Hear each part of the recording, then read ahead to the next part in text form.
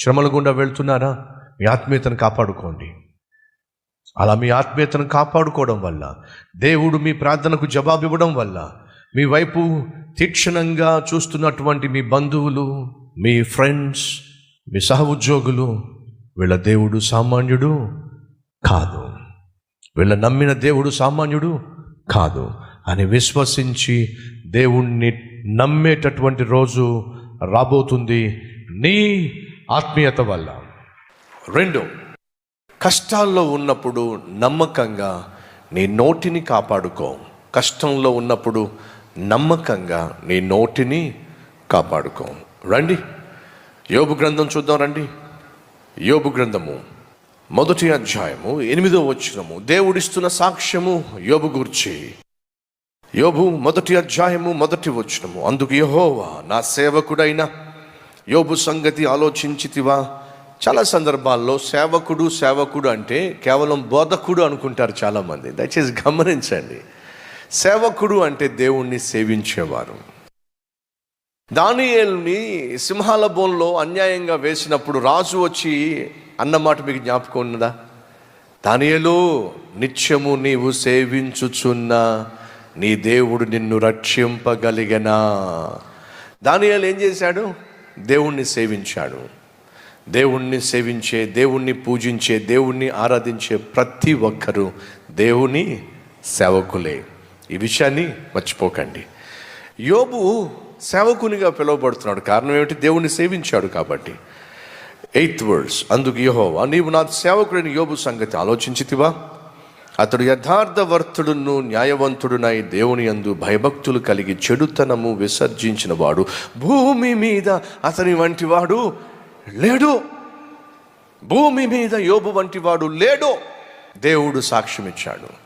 అప్పుడు సాతాను అంటాడు, ఎందుకుండడు? అన్నీ ఇచ్చావు, భార్యనిచ్చావు, బిడ్డలనిచ్చావు, ఆస్తిపాస్తులనిచ్చావు, వాటిని ముట్టుకోకుండా యోబు చుట్టూ కంచె వేశావు, క్షేమాన్నిచ్చావు, భద్రతనిచ్చావు. ఇంకేం చేస్తాడు భజన చేసుకోక? కాబట్టి భజన చేసుకుంటున్నాడు. వీటిని తీసేసాయి. అప్పుడు యోబు నిన్ను ద్వేషిస్తాడు, దూషిస్తాడు, నిన్ను విడిచిపెట్టేస్తాడు. అప్పుడు దేవుడు సెలవిచ్చాడు, అలా నువ్వు అనుకుంటున్నావు కానీ అది వాస్తవం కాదు. లేదు ప్రభువా, ఉన్నవన్నీ తీసేస్తే అసలు రూపం బయటపడుతుంది, యోబు మనస్తత్వం బయటపడుతుంది. దేవుడు చెప్పాడు, అతని ప్రాణాన్ని మాత్రం ముట్టుకోవద్దు, నువ్వేం చేయాలనుకుంటున్నావో చెయ్యి. పర్మిషన్ ఇచ్చాడు. యోబుకున్న సమస్తాన్ని సాతాను తీసేశాడు. యోబుకున్న ఆరోగ్యాన్ని కూడా సాతాను తీసేశాడు. ఏమైందో త్వరగా చూద్దాం రండి. 2వ అధ్యాయం 6వ వచనం. అందుకు యెహోవా అతడు నీ వశములో ఉన్నాడు, అతని ప్రాణము మాత్రము నీ ముట్టవద్దని సెలవిచ్చెను. కాబట్టి అపవాది యెహోవా సన్నిధి నుండి బయలు వెళ్ళి అరికాలు మొదలుకొని నడినెత్తి వరకు బాధగల కురుపులతో యోబును మొత్తెను. అతడు ఒళ్ళు గోకుకొనుటకై చిల్ల పెంకు తీసుకొని బూడిదలో కూర్చుండగా, నిన్నటి వరకు సమస్తము కలిగిన వాడు, నిన్నటి వరకు అందరినీ కలిగి ఉన్నవాడు, ఆరోగ్యము కలిగినవాడు, అన్నీ కలిగి ఉన్నవాడు, కానీ సడన్గా అన్నీ పోగొట్టుకున్నాడండి. తను బహుగా ప్రేమించిన బిడ్డలను పోగొట్టుకున్నాడు. తను కష్టపడి సంపాదించిన ఆస్తిపాస్తులు పోగొట్టుకున్నాడు. ఇప్పుడు ఆరోగ్యం కూడా పోగొట్టుకున్నాడు. ఎవరైనా మన మధ్య ఉన్నారా?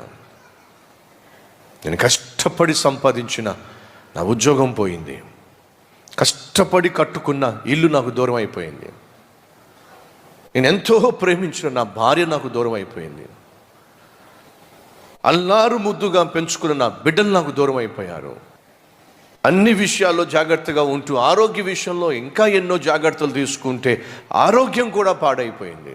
నా జీవితంలో అన్నీ పోగొట్టుకొని, అందరినీ పోగొట్టుకొని, ఆరోగ్యాన్ని పోగొట్టుకొని ఈరోజు ఎందుకు బతికి ఉన్నానో నాకే అర్థం కాని స్థితికి నేను చేరాను. ఎవరైనా ఉన్నారా? ఒక నీతిమంతుడు, యథార్థవంతుడు తన జీవితంలో అన్నీ పోగొట్టుకున్నాడు. ఈరోజు ఒకవేళ నువ్వు యథార్థంగా జీవిస్తున్నా, నీతిగా జీవిస్తున్నా, నువ్వు ఒకవేళ కొన్నిటిని పోగొట్టుకుని దిగులుతో ఉన్నావా, కష్టంలో కూరుకుపోయి ఉన్నావా? అయితే యోబుని చూడండి, అన్నీ పోగొట్టుకున్నాడు, అందరినీ పోగొట్టుకున్నాడు, ఆరోగ్యాన్ని పోగొట్టుకున్నాడు, అరికాలు మొదలుకు నడినెత్తి వరకు ఒళ్ళంతా కూడా గజ్జి పట్టేసింది. పుండ్లు, కురుపులు, అవి దురదతో బాధ పెడుతూ ఉంటే ఇక పెంకులు తీసుకొని గీరుకునే స్థితి. ఆలోచించగలరా, ఊహించగలరా? బూడిదలో కూర్చున్నాడు. అంతగా ఒళ్ళంతా కూడా కురుపులతో నిండిపోయి పెంకులు తీసుకుని గీరుకుంటున్న సమయంలో ఏం జరిగిందో చూద్దాం రండి. అతడు ఒళ్ళు గోక్కుకొనుటకై చిల్ల పెంకు తీసుకుని బూడిదలో కూర్చుండగా అతని భార్య వచ్చి, నీవు ఇంకను యథార్థతను వదలకుందువా? ఏంటి, ఇంకా నీ భక్తిని విడిచిపెట్టవా? ఇంకా నువ్వు నీ దేవుణ్ణి విడిచిపెట్టవా? ఆ దేవుని పట్ల నీకున్న నమ్మకాన్ని విడిచిపెట్టవా? పిచ్చోళ్ళ ఉన్నావేమిటి నువ్వు? ఒకవైపు పెంకులతో నీ శరీరాన్ని గీరుకుంటున్నావు, మరోవైపు నీ దేవుని నామాన్ని స్మరిస్తున్నావు, మరోవైపు నీ దేవుణ్ణి స్తుతిస్తున్నావు, మరోవైపు నీ దేవుని నామాన్ని స్మరిస్తున్నావు. పిచ్చోళ్ళలాగున్నావు. ఆ దేవుణ్ణి దూషించి నువ్వు ఎలాగూ బ్రతకలేవు. కానీ ఆ కురుపులను చూసి, నీ బాధను చూసి నాకే చిరాకు పుడుతుంది, చచ్చిపోవచ్చుగా. యోబు ఒక సందర్భంలో అంటాడు, నా శ్వాస నా భార్యకు అసహ్యంగా ఉంది. అంటే అర్థం తెలుసా? ఎందుకు వీడు బ్రతుకున్నాడా అనే భావనతో నా భార్య ఉంది. కానీ యోబు అన్నమాట ఏంటో మీతో పంచుకుంటాను రండి, చూద్దాం రండి. మరణమగు వరకు నేనెంత మాత్రమునో యథార్థతను విడువను, నా నీతిని విడువక గట్టిగా పట్టుకొందును. చచ్చిపోయేంత వరకు నేను నా దేవుణ్ణి మాత్రం వదిలిపెట్టను. కష్టంలో ఉన్నావా? నమ్మకంగా ఉండు. భార్య వచ్చి దూషించి, నీ దేవుణ్ణి దూషించి చావో అని అంటూ ఉంటే ఏమంటున్నాడు చూద్దాం రండి. అందుకతడు, మూర్ఖురాలు మాట్లాడినట్లు నీవు మాట్లాడుచున్నావు. మనము దేవుని వలన మేలులు అనుభవించుదుమా, కీడును మనము అనుభవింప తగదా అనెను. ఈ సంగతులలో ఏ విషయమందును యోబు నోటి మాటతో నైనను పాపము చేయలేదు. కొన్నిసార్లు కష్టం వచ్చినప్పుడు, వ్యాధి వచ్చినప్పుడు, బాధ వచ్చినప్పుడు సాధారణంగా మనిషి ఏది జారుతాడో తెలుసా? నోరు జారుతాడు. కష్టం వచ్చినప్పుడే నోరు జారుతాడు, శ్రమ వచ్చినప్పుడే నోరు జారుతాడు, అనుకోవాలన్నటువంటి ఆపద వచ్చి పడినప్పుడే నోరు జారుతాడు. కష్టం గుండా వెళుతున్నావా, శ్రమ గుండా వెళుతున్నావా? అయితే నీ నోటిని కాపాడుకో. ఇన్ని శ్రమలు అనుభవిస్తూ కూడా యోబట నోటి మాటతో కూడా పాపము చేయలేదు. అనేక సందర్భాల్లో మన నోట్లోంచి వచ్చే మొట్టమొదటి మాట ఏంటి తెలుసా? దేవుడా అసలు నువ్వు ఉన్నావా? ఒకవేళ కొంతమంది ఇంకొంచెం ముందుకెళ్ళి ఉన్నావా, చచ్చిపోయావా అని అంటారేమో. యోబు కనీసం నోటి మాటతో కూడా పాపము చేయలేం. నోటిని కాపాడుకో అంటున్నాడు తన స్నేహితులతో. నేను ఒక నిర్ణయం తీసుకున్నాను. ఏమిటి? నా ప్రాణం పోయినా సరే నా దేవుని పట్ల నాకున్న యథార్థతను మాత్రము నేను విడువను. ప్రతిఫలం ఏమిటి? 42వ అధ్యాయంలో మనం చూస్తాం 10వ వచనంలో, ఒక వ్యక్తి కష్టంలో కూడా యథార్థంగా జీవించి నోటి మాటతో కూడా తప్పు చేయకపోతే ప్రతిఫలం ఏమిటి? 42వ అధ్యాయము చదువుదాం. 12వ వచనము. యెహోవా యోబును మొదట ఆశీర్వదించినంత కంటే మరి అధికముగా ఆశీర్వదించెను. అతనికి 14,000 గొర్రెలు, 6,000 ఒంటెలు, 1,000 జతల ఎడ్లను, 1,000 గాడిదలను కలిగెను. మరియు అతనికి 7 కుమారులను, 3 కుమార్తెలను కలిగిరి. తాను గతంలో కలిగి ఉన్న వాటన్నిటికంటే రెట్టింపు దేవుడు అతనికి ఇచ్చాడు. యథార్థంగా జీవించు, నువ్వు పోగొట్టుకున్న వాటికి రెట్టింపు నా దేవుడు ఇవ్వబోతున్నాడు. కష్టంలో నోరు జారి శపించవద్దు. కష్టం వచ్చినప్పుడు, జీతము రానప్పుడు, ఆర్థిక సమస్యలు వచ్చినప్పుడు భార్య యొక్క అసలు రూపం బయటపడుతుంది. ఒక 1 వీక్ జీతం రాకపోతే అమ్మ సిస్టర్స్ ఏం చేస్తారు? భర్తను చూసి ధైర్యంగా ఉండండి, దిగులు పడకండి, ఎప్పుడు వచ్చే జీతం ఒక 1 వీక్ ఆలస్యమైంది, మీరేం వరి కావద్దు, నేను సర్దుకుంటానుగా అని చెప్పి అంటారా?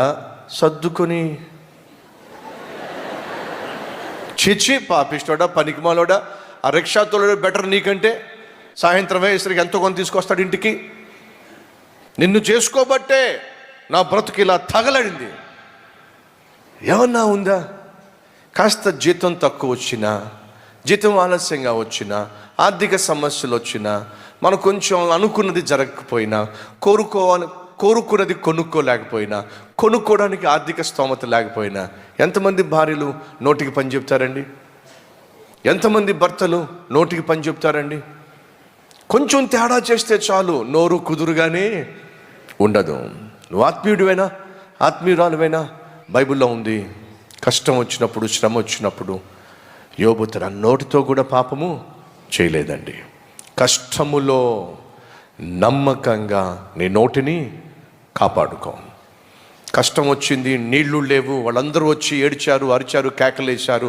దేవుడు చెప్పాడు, నువ్వు వెళ్ళి బండతో మాట్లాడు అని చెప్పంటే మోషే కొంచెం కోపం తెచ్చుకొని తన నోటితో కాని మాట అన్నాడు. కోపంలో మోషే నోటితో కాని మాట అన్నాడు. ప్రతిఫలం ఏమిటంటే దేవుడు వాగ్దానం చేసిన భూమిలో మోషే అడుగు పెట్టలేకపోయాడు. జాగ్రత్త. కష్టంలో ఉన్నప్పుడు, శ్రమలో ఉన్నప్పుడు సైతాను నీలో కోపాన్ని పుట్టిస్తాడు. ఆ కోపంలో నుంచి నీ చేత కాని మాటలు అనిపిస్తాడు. జాగ్రత్తగా నీ నోటిని కాపాడుకో. నోటిని కాపాడుకున్న యోబేమో రెట్టింపు ఆశీర్వాదం పొందుకున్నాడు. ఆ నోటిని కాపాడుకోలేకపోయిన మోషే ఏమో వాగ్దాన భూమినే పోగొట్టుకున్నాడు.